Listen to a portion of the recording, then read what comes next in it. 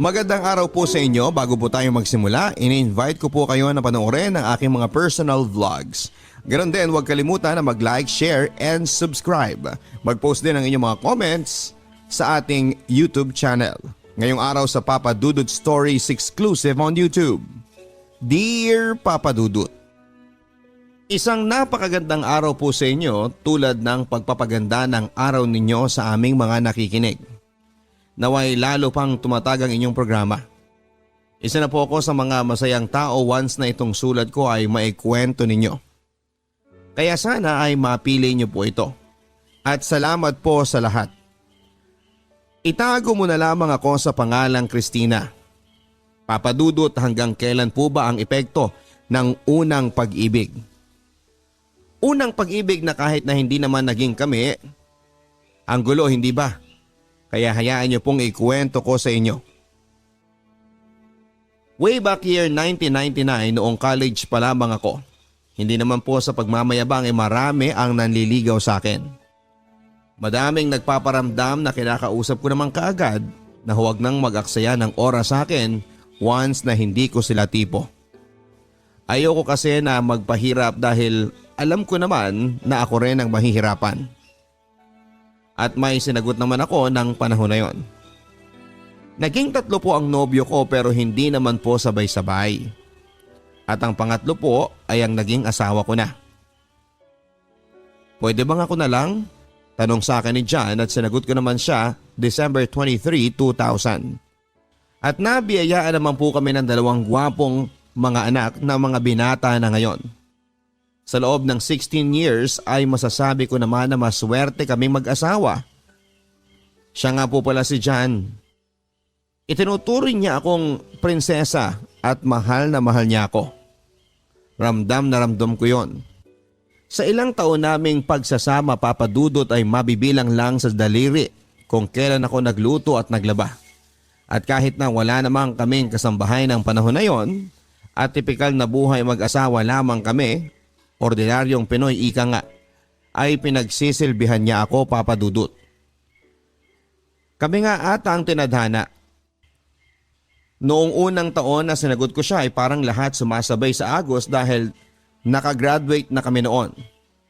At kung saan naman siya nagtatrabaho ay malapit lang kami sa isa't isa. Kaya lagi kaming magkasama. Kahit nasa duty siya ay pinupuntahan niya ako. Kaya madalas ay nagugulat na lamang ako nang sasabihan ako ng katrabaho ko na nandyan daw ang boyfriend ko. Laging ganon. Sa una ay okay naman ang lahat pero kalaunan ay nahihigpitan ako as in bantay sarado ako sa kanya. Maraming bawal, maraming hindi po pwede. Pero lahat naman po ay nakakasanayan, hindi ba? Kaya naging okay naman sa akin ang lahat. Marahil nga ay sa mahal niya ako. Mahal na mahal. Sabi nga mahalin nga daw ang taong mahal tayo kaysa tayo lang ang nagmamahal. Total, napapamahal naman ako sa kanya. At masasabi ko naman na mahal ko na rin siya ngayon at eto, bumuo na kami ng pamilya. Kinasal nga po pala kami, Papadudo, taong 2003. Sa loob ng maraming taon ay marami na kaming naipundar. Maraming pangarap na nasa kamay namin. Very smooth, minsan ay may mga pagsubok pero agad-agad naman naming nalalampasan. May disgrasya na lalong nagpatatag sa aming mag-asawa. Nagkaroon po kami ng tindahan at computer shop, Papadudot. Nakakatuwa nga lang po dahil may computer shop kami ay wala kami kahit na anong account sa internet. Mapa Friendster man o Yahoo. Naging busy kami sa future namin, abala sa pagpapaunlad ng pamilya. At nung namatay po ang mama ko December 2009. At dahil hindi siya makakauwi ang tiyahin ko na nasa Italy ay tinawagan ako na gumawa daw ako ng Facebook para makita niya mga pictures o maging video. Kaya January year 2010 ay gumawa ako ng account. Nakakatuwa ang Facebook. Madali nga tayong maikokonekta ng mga taong dati nating kakilala, kaklase o maging dati pang mga kasamahan sa trabaho. Puyat ka na naman, sabi ni John. Napuyat dahil sa kaka-Facebook. At minsan napag-aawayan na rin namin ito at nakakatawa dahil sa pagkasiloso niya, itinapon niya ang sipi ko. Nakakatuwa siya papadudot. Nasanay na kasi ako sa pagkakaselos niya lagi kahit wala namang dapat na pagsilosan. Kaya ginawan ko na rin siya ng account para alam niya ang kalakaran sa Facebook. Minsan nang nag-open ako ng Facebook ay nag-request sa akin ng isang tao na naging kaibigan ko noong college. Natawagan na lang po natin siyang si Virgo. Naalala ko yung nakaraanong panahon na magkaibigan pa kami at dahil seloso nga si Mister ay hindi ko siya inaccept. Ang sabi ko nga sa sarili ko pag-aawayan pa namin ito ni Mister. At dahil nga seloso si Mister ay hindi ako nag-accept ng mga lalaking hindi ko naman kakilala. Karamihan ay puro babae ang friend ko sa Facebook. Lumipas ang 1 taon, 2 taon, 2 taon at kalahati. Wala akong masyadong ginagawa, napatingin ako sa friend request ko. Ang dami ko palang ini-ignore. 103 na pala. E-check ko nga isa-isa. May mga foreigner, may mga common friends at napatingin ako sa isa na nandun sa bandang dulo. Si Virgo. Napatingin ako sa profile, simpleng mga comment, madalang mag-post. Madalang mag-open kasi may nabasa pa ako roon sa post niya na sa wakas ay nakapag-open na rin. Kaya sabi ko sa sarili ko, i-accept ko na ang mga taong ito ang tagal nang nagre-request 2 kalahating taon na. Kinagabihan ay nag-message siya. Nagpapasalamat at na-accept ko na raw siya. Ang sinagot ko na lang kasi alam kong mangungulit ka kaya hindi kita ina-accept. Ang sabi niya, bakit friend mo naman ako dati pa? Nauna mo pa nga ako nakilala bago sa asawa mo eh. Hindi ko na lang siya sinagot. Kumustahan, balitaan? Sabi ko, eto 2 na ang anak ko. Sagot niya, buti pa raw ako. Single pa raw siya. At ang sabi ko naman ay pihikan at mataas yata ang standard mo kaya ganyan tatanda kang binata niyan. Araw ng linggo yon at dahil kakapakinig ko pa lamang sa inyong programa, naalala ko ang advice nyo sa isang nagpadala ng sulat na sa loob lang ng 1 minuto ay maraming magagawa. Sa loob ng 1 minuto, kaya mong mabago ang buhay mo. Kaya kung may gusto kang sabihin ay sabihin mo na. Kaya sinabi ko sa kanya na dapat kasi kung may gusto ka sa isang babae ay sabihin mo na. Huwag nang patagalin pa. Kaya sinabi niya na I love you. Sagot ko, wrong sent. Sabi niya hindi raw. Para raw talaga sa akin yung message na yon. Nagtaka ako papadudot. Doon siya nagkwento, dati pa raw niya akong nagugustuhan. Hindi daw first crush, first love daw niya ako. Ang dami niyang pinaalala sa akin. Ganon pala papadudot, may mga bagay na bumabalik. Sa nagdaan na 17 years ay pinaalala niya sa akin ang lahat. Ang library na lagi nandun siya kasi alam niyang nandun ako. Doon niya lagi akong hinahanap. Ang minsang pagyakap niya na akala ko ay malambing lang. Hindi ko naman nabigyan ng pansin yon. Likas kasi siyang malambing. At niyayakap naman niya ang mga kaibigan kong babae kaya para sa akin ay baliwala ang pagyakap niyang yon. Lagi niya pa akong inaasar. Hanggang sa may nanligaw na sa akin at hindi ko na siya nakita pa, magkaiba naman kasi kami ng kursong kinuha at schedule. At ngayon, handa raw siyang maghintay. Masakit daw at malungkot ang buhay niya. Tipong kakain lang dahil nagugutom, hindi dahil sa gusto niyang kumain. Pilit niyang kinakalimutan ako. Nakipagrelasyon sa iba pero hindi raw siya masaya. Kahit madagdagan pa ng 10 taon, kahit abutin pa raw ng 27 years, maghihintay raw siya. Doon ko nga tinignan ang buong timeline niya at totoo naman ang sinasabi niya. Wala pa nga siyang pamilya. Walang bumabati ng happy birthday daddy or nakatag na asawa at mga anak. Malungkot ang Facebook niya. Kokonti lang din na nagko-comment at pasalubong tito ang madalas kong mabasa. Nag-abroad pala siya. At sabi nga niya sa abroad ay makakalimutan ng lahat. 1, 2, 3, 5 na bansa na pala ang pinuntahan niya. Ika nga papadudot nagmahal na saktan at nag-abroad. Torpe daw siya kaya hindi siya nanliligaw. Nung dumating siya sa Pilipinas gusto niyang magkita kami pero ayoko. Malaking ayoko. Ibablock ko ba siya? Ia-unfriend ko ba siya? Unfriend na lang para makikita ko pa rin siya. Hindi kami nag-usap ng muli. Totoo pala ang kasabihang mahirap mag-move on sa relasyon na hindi naman naging kayo. Hirap kumain, laging laman siya ng isipan ko. Buwan ng August, nag-message siya sa akin na sa ibang bansa na nga raw siya ngayon. Pang-anim na bansang napuntahan niya. Nireto ko pa nga siya sa kaibigan kong dalaga pero ayaw niya. Mahirap daw ang magmahal ng napipilitan. Iba raw kasi ang gusto kita at mahal kita pag usaping puso na. At ako lang daw ang mamahalin niya. Hindi na niya kaya pang mawala ako sa buhay niya at hinahanap niya ako. Tapos ang tagal ko pang inaccept. Nag-uusap muli kami at pinapaalala niya lagi na mahal niya ako dati pa. Marami siyang plano at tatanggapin niya ang 2 kong anak. Paano naman si John? Na tila pinagsisilbihan ako mula't ulo hanggang paa. At kung naisip ko naman si Virgo, masasabi ko rin na dakila rin ang pagmamahal niya sa akin. Ilang taon na ang nagdaan kahit na hindi naman kami naging kami. Tanging paglalambing lang ang ginagawa niya sa akin, dinala niya yon sa buong buhay niya sa loob ng 17 years. Ang sabi ko nga sorry ha, naging manhid ako. Huwag kang mag-sorry, ako naman ang may kasalanan ng lahat.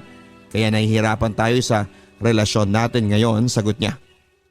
Kaya eto Papa Dudut, sa panahon na habang sinusulat ko ito ay naguguluhan po ako. Kaya napapatanong na hanggang kailan po ba ang epekto ng first love? Alam ko naman kung napapasaya ko si Virgo. Marami ang masasaktan at mahihirapan. May mawawasak na pamilya. Naguguluhan na po ako Papa Dudut. Salamat po. Kayo na pong bahala sa pagbasa ng sulat ko. First time ko kasing magkwento. Lubos na gumagalang, Christina. Magandang araw sa inyo mga kaibigan. Bago po tayo magpatuloy sa ating kwento ng pag-ibig dito po sa Papa Dudut Stories, huwag kakalimutan na mag-like, mag-share, mag-post ng comments at mag-subscribe sa aking YouTube channel. Huwag din pong kakalimutan na pindutin ang notification bell para maging updated kayo sa mga latest post ng inyong Papa Dudut. Huwag din kalimutang panoorin ang ating mga video vlogs na may mga challenges, daily vlogs at kung ano-ano pang mga adventure ng inyong si Papa Dudut. At ngayong araw sa Papa Dudut Stories. Papa Dudut Stories.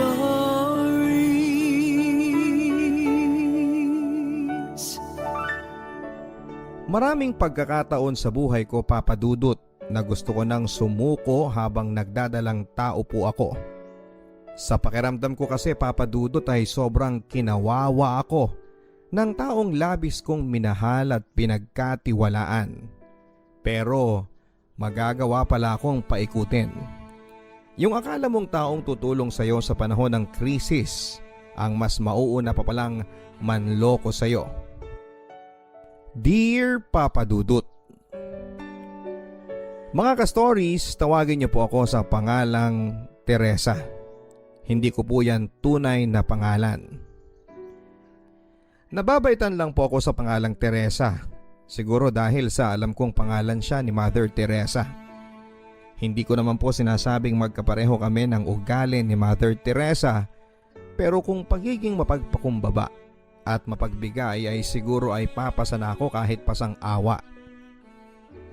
Yan ay kung pagbabatayan ang mga masalimuot na pinagdaanan ko sa buhay pag-ibig.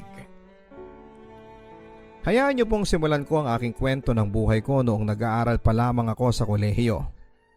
Hilig po naming magbabarkada at magkakaklase na dumaan muna sa malaking basketball court sa aming barangay sa tuwing uwian na. Gustong gusto ko po kasi na pinapanood na mag-practice at maglaro ng basketball ang mga varsity players sa aming barangay. Lalong-lalo na si Brian. Tisoy, gwapo, malinis sa katawan at higit sa lahat ay pagkabango-bango pa rin niya kahit pawis na at malakas talaga ang karisma niya sa aming mga kababaihan at mga beki na rin. Kung sa kahawigan po sa artista ang pag-uusapan ay parang si Wendell Ramos po ang datingan niya. Mas pabatain mo lang ng konti Papa Dudut. Aaminin ko po sa inyo Papa Dudut na kilig po ako sa kanya sa tuwing mapapatingin siya sa grupo namin habang nag-cheers sa kanya. Pakiramdam ko kasi ay malingon lang siya sa grupo namin ay may ulam na kami. Kanin na lang ang kulang. Dahil dito ay naging open po ako sa mga kaibigan ko na walang ibang pwedeng magpa-cute kay Brian at sa akin lang siya. Oy mga Bilat at Bex, basta sa akin na si Brian ha. Wala nang pwedeng magpa-cute sa kanya. Understood? Ano to? First come, first serve? Yan na bang labanan, Teresa? Pang-iisplok naman sa akin ng isa naming kaibigang Becky. Basta. Sa akin siya. Makikipaglaban ako ng patayan para sa kanya. Walang ibang pwedeng makagalaw sa kanya, no? So ikaw lang ang pwedeng magpagalaw sa kanya. Natatawang hirit pa ni bakla, dahilan para sabay-sabay kaming magtawanan. Marahil marami sa mga judger ninyong listeners ang sasabihing sobrang landi ko noong dalaging pa lamang ako, Papa Dudut. Well, opo ang isasagot ko. Ako na talaga ang nagbibigay ng motibo sa kanya. Para lang mapansin niya ako, Papa Dudut, ay nandyang nagpapalit ako ng sexy shorts kapag manonood na ako ng game niya. Hindi pa kasama dyan yung nagpapadala pa ako ng food para lamang sa kanya. Kaya nga kahit sa codename ko sa storyang ito ay ginawa ko na lang pong Teresa para magmukha naman akong Santa. Sa kanya lang naman po ako naglalandi, Papa Dudut, kasi pakiramdam ko ay siya talaga ang the one para sa akin. Bagay kami. Tisoy siya, morena ako. Gwapo siya, maganda naman ako. Kahawigan ko daw po si Winwin Marquez, sabi ng ilan sa mga best friends ko. Pambiyukon kumbaga ang tindigan. Unforgettable para sa akin, Papa Dudut, yung araw na nilapitan ako ni Brian at kinausap. Alam kong mas matanda siya sa akin ng ilang taon, kaya naman kuya pa nga ang tawag ko sa kanya dati. Pawalang mali siya lang ang peg ko, pero deep inside ay gusto ko nang jowain siya noon. Thank you nga pala sa inyo. Lalong lalo na sa iyo, Teresa, sa palaging pag-support sa mga games namin. Pakiramdam ko kayo ang lucky charm ng laro namin. Lalong lalo ka na. Seryoso ang sabi ni Brian. Napastatwa na lang ako noon, Papa Dudut, dahil sa sobrang kilig na aking nararamdaman. Yung mga barkada ko naman ay todo tukso sa aming dalawa. Nakahalata na yata si Brian na crush ko din siya. Mula kasi noon ay lagi na niya akong nilalapitan sa tuwing matatapos ang basketball practice nila. At makalipas nga po ng 3 araw ay naging kami na. Officially ay masasabi ko na sa lahat na talagang akin lang po si Brian. Cheap man tignan dahil 3 days ang ligawan at sinagot ko siya kaagad ay wala akong pakialam. Ang importante sa akin ay hawak ko na ang titulo na si Brian na ang jowa ko. Ako ang GF niya. Ang saya, hindi ba? After ng practice ay humiwalay na kami ni Brian sa mga barkada ko at mga kalaro niya. Madalas ay nagpupunta kami sa kung saan lugar na pwede kaming makatambay at makapag-usap bago niya ako ihatid sa bahay. Halimbawa ay kakain kami sa fast food o kaya naman ay manonood ng sine kapag may time pa. Basta huwag lang kaming masyadong gagabihin ay okay lang naman sa bahay. Alam ng mga magulang ko, Papa Dudut, na nililigawan po ako ni Brian. At okay lang naman daw sa kanila. Palibhasa kasi ay iisang barangay lang kami at kilala naman ng parents ko ang mga kamag-anak ni Brian. Basta mahigpit na bilin lang sa akin ni Mama ay uuwi ako ng bahay bago mag 9:00 ng gabi. At dapat ay magte-text ako kung saan na kami ni Brian. Ang alam sa bahay, Papa Dudut, ay nililigawan pa lamang ako ni Brian. Hindi ko pa kasi maamin sa kanila na 3 days lang ay sinagot ko na si Brian. Nakakahiya at siguradong pagagalitan ako ni Mama kapag nalaman niya na hindi man lang ako nagpakieme sa una kong manliligaw. Exclusive lang sa mga karibal ko kay Brian ang info na officially ay kaming dalawa na at hindi na siya pwedeng landiin pa ng iba. Isang araw, inabot kami ng malakas na ulan sa basketball court. Saktong nakauwi na rin ang mga kasama ko noon at kaming dalawa na lamang ni Brian ang natitira sa basketball court kasama ng mangilan-ngilan na mga ka-teammates niya na handa na ring sumugod sa ulan. Nakakainis lang kasi 15 minutes lang ang pagitan ng nakaalis na ang mga friends ko nang biglang bumuhos ang malakas na ulan. Na-stranded pa kami ni Brian. Kung nakasabay sana kami pa uwi, di sana nasa bahay na ako. Pihadong magkakasakit kaming dalawa ni Brian kung susugod kami sa ulan. Sakay ng motorsiklo niya at isa pa ay takaw aksidente rin dahil madulas na sa daanan. Nag-text na lamang ako sa bahay papadudot na baka malate ako ng uwi dahil na-stranded nga ako sa ulan. Huwag na lang silang mag-alala kasi kasama ko naman si Brian. Hanggang sa nakauwi na lahat maliban sa amin ni Brian. Dahil carry lang sa kanila ang mabasa ng ulan. Ang ending, kaming dalawa na lang ni Brian ang natira sa basketball court. Samahan mo ako Brian sa CR. Naiihi na ako at saka natatakot din ako eh. Sira kasi yung ilaw doon. Hindi naman umangal si Brian sa request ko sa kanya. Ang ginawa ko ay kinausap ko lang ng kinausap si Brian habang nasa loob ako ng cubicle para mawala ang kaba ko sa dilim ng CR. Siya naman ay oo lang ng oo ang sagot. Pero biglang tatahimik na lang siya. Tapos kapag hinanap ko na ulit siya, saka naman ito tatawa ng pagkalakas-lakas. Huwag mo na nga akong binibiro ng ganyan. Mas lalo ako natatakot Brian eh. Pasigaw na sabi ko sa kanya. Nakakatuwa ka palang asarin dahil sobrang matatakutin ka sa dilim. Sabay tawa niya ng malakas. Sa pagbukas ko ng pintuan ng cubicle ay nakita kong nakatayo sa harapan ko si Brian papadudot. Laking gulat ko nang bigla siyang pumasok at yakapin niya ako ng mahigpit.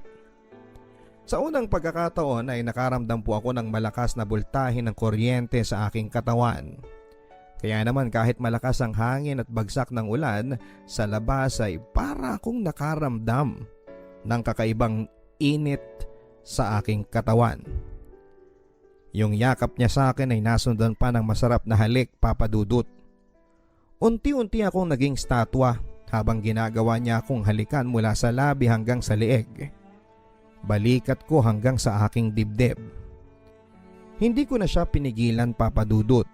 Nagpaubaya na lamang ako sa kanya na gawin sa akin ang mga bagay na nagpaparamdam sa akin ng saya at sarap.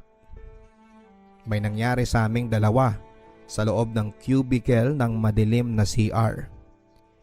Hindi pala nakakatakot sa dilim papadudot basta kasama mo lang ang lalaking pinakamamahal mo. Todo-todo lamang ako sa pagpapaubaya sa kanya.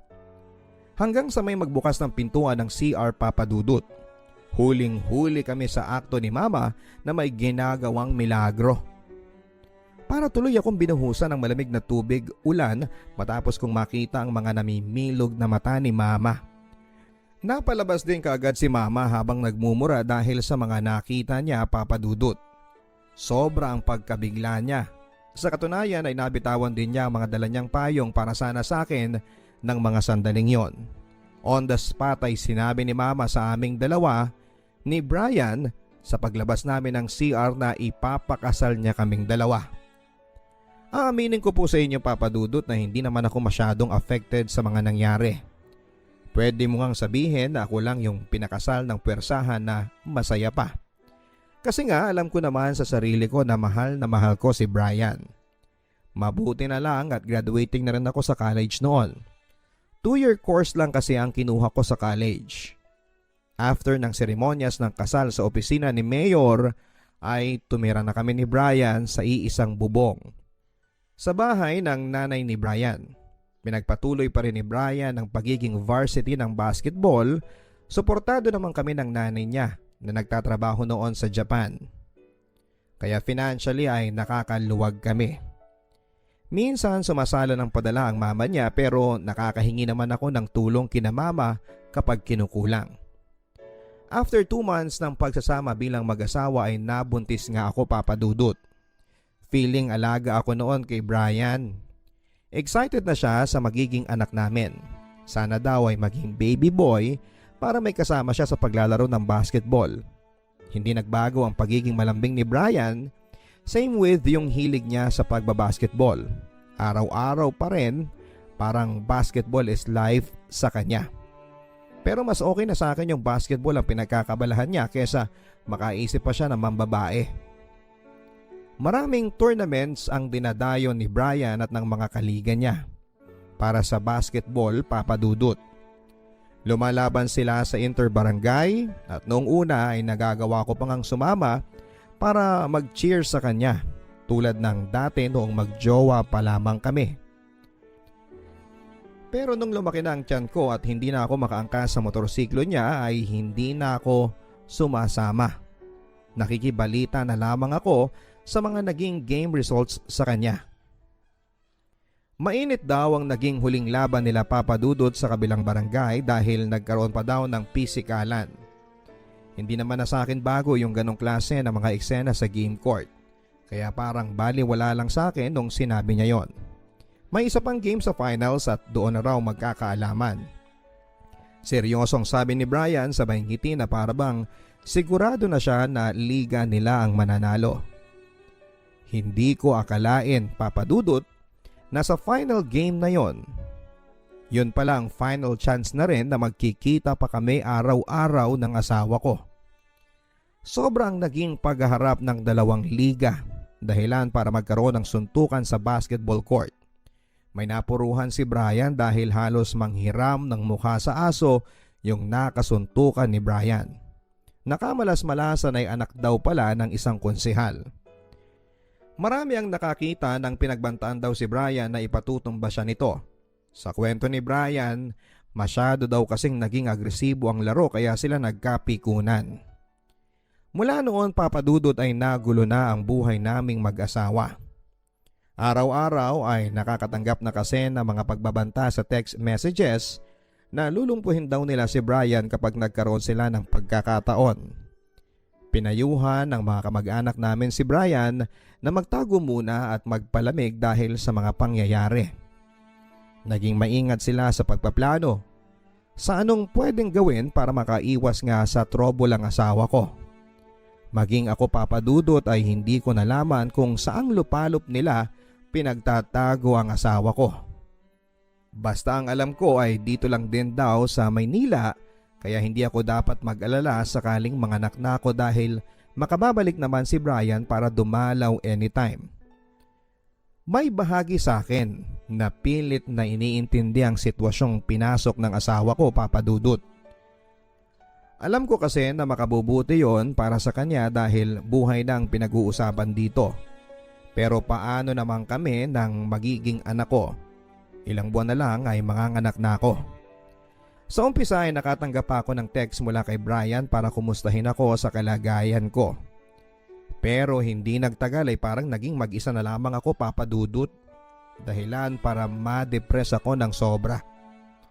Hanggang sa makapanganak na ako, Papa Dudut, ay hindi niya man lang ako nagawang madalaw. Bumilang pa nga ng 5 araw bago ko nakitang pagmumukha ng asawa ko. Mabilis lang yon. After nilang magpiktura ng baby namin at mag-iwan siya ng pera ay sumibat din siya kaagad. Iniisip ko lang kayo ng baby natin. Hindi ako pwedeng tumambay dito sa bahay natin. Mahirap na. Alam ko na marami ang nakamanman sa akin. Seryosong sabi ni Brian. Ipinakita din niya sa akin ang huling text message na natanggap niya. Bayad na raw ang taong tutumba sa kanya. Bagay na labis na nagpa-worry sa akin.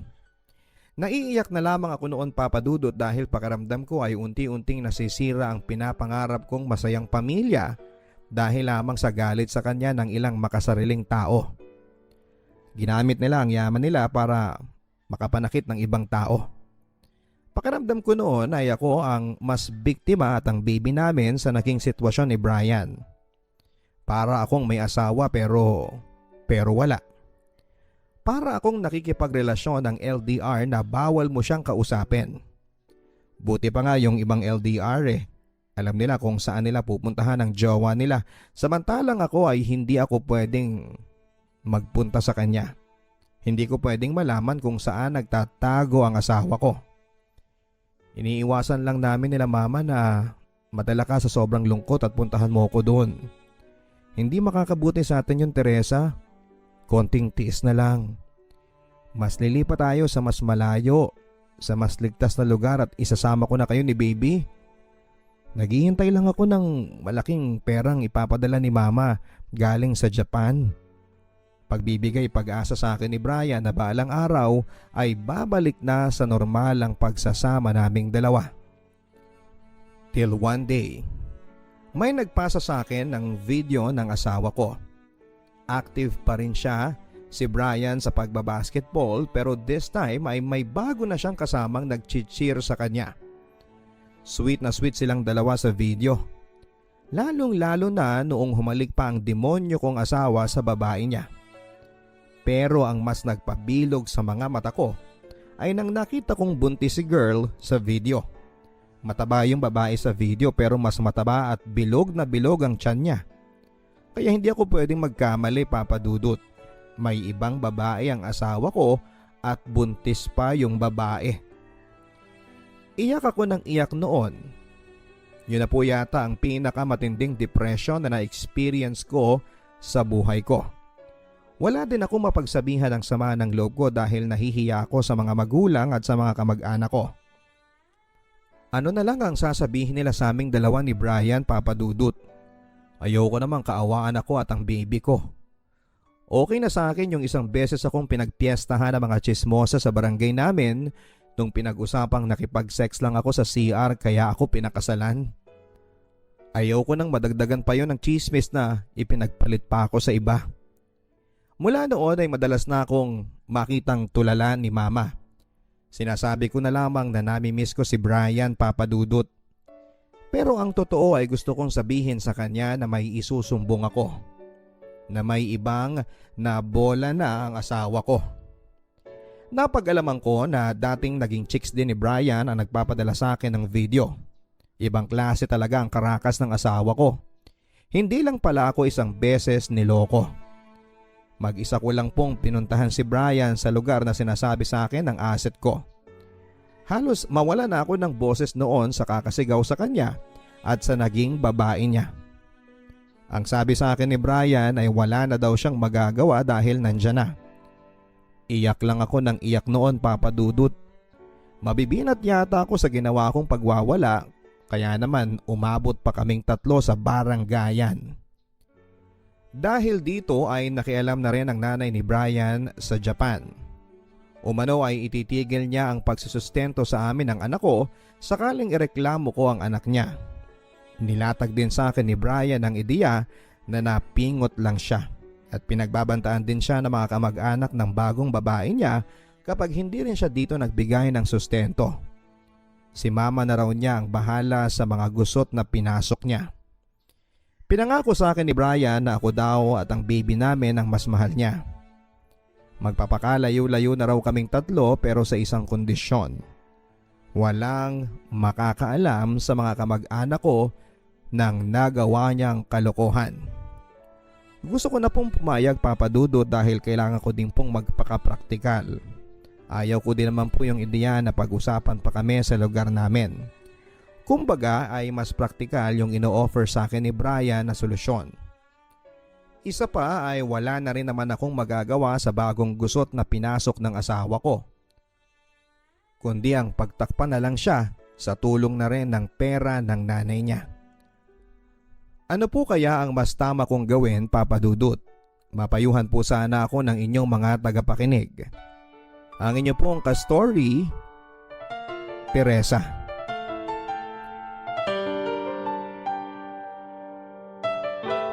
Maraming salamat, Teresa, sa pagiging open mo sa amin sa naging live story mo. Mahirap talaga ang malagay sa sitwasyon na kakaunti ang pwede mong maging option. Pero ano man ang mapili mo, Teresa, sana ay maluwag sa puso mo ang magiging desisyon mo. Huwag mong hayaan na dahil napipressure ka lamang ng mga tao sa paligid mo, sa maaari nilang sabihin sa'yo kaya yun ang pipiliin mo. Ang importante para sa akin ay doon ka sa desisyon na magiging masaya ka. Don't forget to like, share, and post your advice mga kaibigan dito po sa comment section ng YouTube. Kung ano nga ba ang inyong maipapayo kay Teresa. Sa mga gustong magpadala ng kanilang Papa Dudut Stories, ipadala po ito via email sa papadudutstories@gmail.com.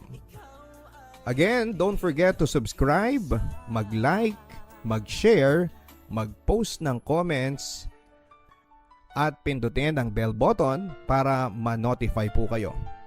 Hanggang sa muli mga kaibigan, ako po si Papa Dudut, dito po sa Papa Dudut Stories.